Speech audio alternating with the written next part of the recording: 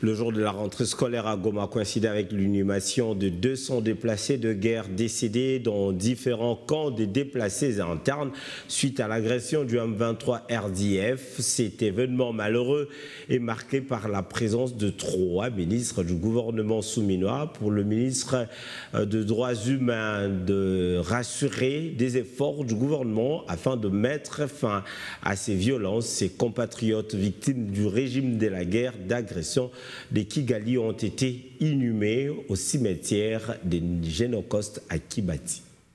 Des cercueils à perte de vue. Nous sommes au stade de l'unité de Goma où 200 personnes mortes dans différentes circonstances dans des camps de déplacés suite à la guerre d'agression rwandaise reçoivent les derniers hommages dans une cérémonie sous la présidence de Madame le ministre RD congolais des droits humains Chantal Tchambou-Mwavita en présence de ses collègues des affaires sociales Nathalie Azizamounana et celle de la jeunesse Noëlla Ayeganagato, ainsi que plusieurs autres personnalités civiles et militaires. Le gouverneur militaire du Nord Kivu, le général-major Peter Chiromami, a fustigé dans son discours le comportement de certains Congolais complices avec l'ennemi qui endeuillent jour et nuit la RDC. La République démocratique du Congo en général et la province du Nord Kivu en particulier sont en choc de voir certains de ces fils égarés être manipulés, chosifiés par l'ennemi et la RDC pour tuer, appauvrir leur propre pays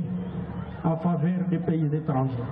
Que vous suivez cette triste cérémonie de près ou de loin, mais sachez que les sangs innocents de ces victimes, les souffrances de ces veufs orphelins blessés de guerre, violés et déplacés, crient vengeance. Vous et vos progénitures, vous en payerez cher tôt ou tard. Pour la ministre des Droits humains, Chantal Tchambou-Mwavita, le chef de l'État est déterminé à mettre fin à cette violence qui ne cesse de faire des victimes dans cette partie du pays. Tous les gouvernements, à travers les conseils des ministres, ont constaté qu'il y a des victimes de la barbarie et le chef de l'État, son Excellence, Félix Antoine Tshisekedi Tshilombo, président de la République, chef de l'État, a décidé d'enterrer dans la dignité les corps des victimes de l'agression de nos voisins. Toutefois, l'espoir permis, car les chefs de l'État restent déterminés à mettre fin à ce cycle de violence et leurs auteurs ne seront pas impunis. La mémoire des victimes doit servir de catalyseur pour notre engagement, continuer à lutter contre la violence et l'injustice.